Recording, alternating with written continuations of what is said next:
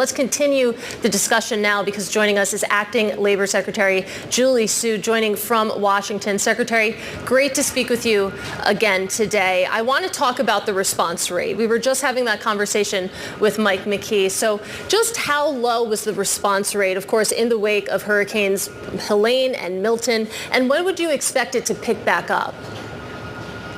Yeah, so the overall picture of this economy remains one of strong, steady, stable growth. We have seen positive job growth every single month under this administration. And as you noted, there were a couple of big factors that make this last month an anomaly.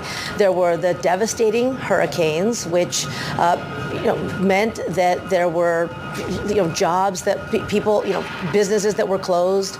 We saw this because the federal government was on the ground working with state and local officials to do everything from the search and rescue to reopening roads to making sure people had access to water and to power. And so those same businesses that might have ramped up in the last month on hiring were not doing so. At the same time, the other big indicators are still really stable. Unemployment rate remains at 4.1%. We've said this again and again, that most predictors were that number could not go down to that for many, many years after the pandemic, and it's been steadily at near or below 4% for a very long time. GDP growth is up too. Wages continue to be up. Wages have outpaced inflation for 17 months straight, and so there are a couple factors that certainly we expected that they would affect the numbers for last month's report. Well, Secretary, if we look at what wasn't as impacted by some of these effects that we're talking about on the weather, I mean, we still had big downward revisions to the September and August payrolls report. Obviously, this is going to be a bit of a noisy report. And looking ahead, I mean, you take a look to October or what we're going to get the next time around.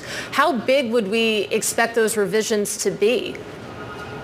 Yeah, again, there were anomalous situations that affected this report, but even with those revisions in the prior couple months, the 3-month average, and we often look at averages because we don't want to make too much out of any one month. As you said, some of them can be noisy. The 3-month average for the prior 3 months is still 148,000 jobs grown in the economy.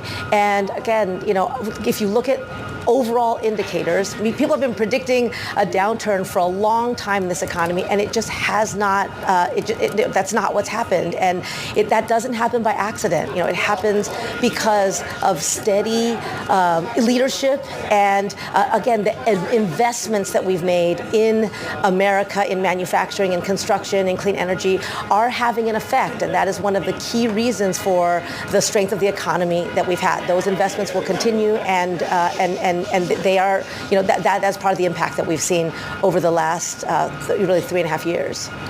The administration has guided that this would be a noisy report already, and of course this morning was indeed quite noisy. I want to go to the unemployment rate because one reason it did hold steady was the decrease in the labor force participation. If we can hone in there, how would you characterize the impact of the hurricanes in participation? Right. I mean, as you noted earlier, we don't have granular data about that, but I think it's a rational conclusion that the impacts of the hurricanes were devastating. I mean, they were devastating to human life. They were devastating to those communities in the Southeast, but they also are showing up in the jobs report.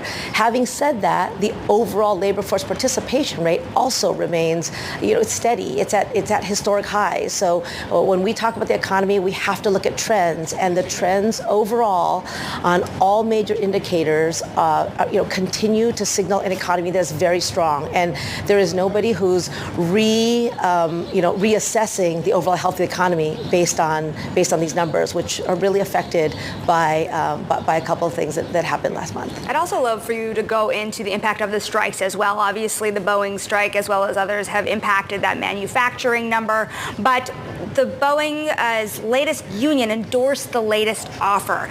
Do you expect there to be enough votes to approve the current deal and ultimately end the strike? And on what timeline? Right, so I've said a lot of times collective bargaining works, and there is no better example of that than when workers at the bargaining table get an unprecedented offer, and where the demands that they've had, they get a chance to sit down at the table and help to shape the future of their jobs, the future of their employer, and the future of their industry.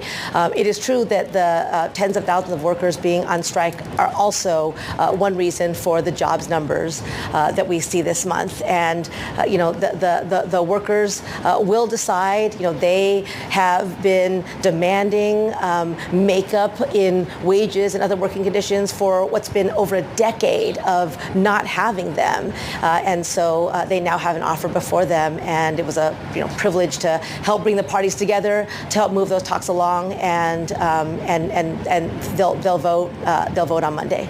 And of course, Labor Secretary, you've of course been involved in ending other strikes. You're involved in these negotiations as well. We're counting down to that vote. What is still at issue here? Because of course, we've had a lot of conversations about wage increases. We know that there's been a lot of daylight between these two sides when it comes to the issues of pensions, for example. What is still left to be resolved right now?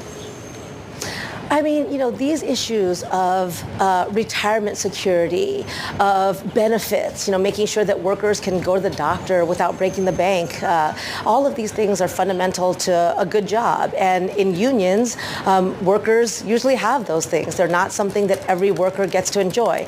And so at the bargaining table, all these issues come up. Again, these parties have not bargained for over a decade.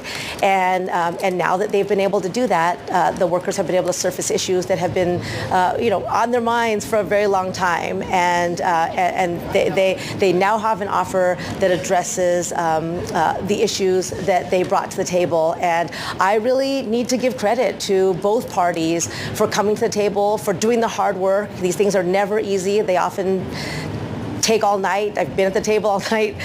This is the process of collective bargaining. It doesn't always look pretty from the outside, but we have seen the results time and time again, from auto workers to actors, all across the industry, where workers are seeing really historic gains. And that is a part of the picture of the overall economy. President Biden and Vice President Harris have said from day one, we can't build the economy that we want if we don't do right by working people. And the fact that wages continue to be up and wages exceed inflation are signs of that. Working families have more money in their pockets, and that's a good thing.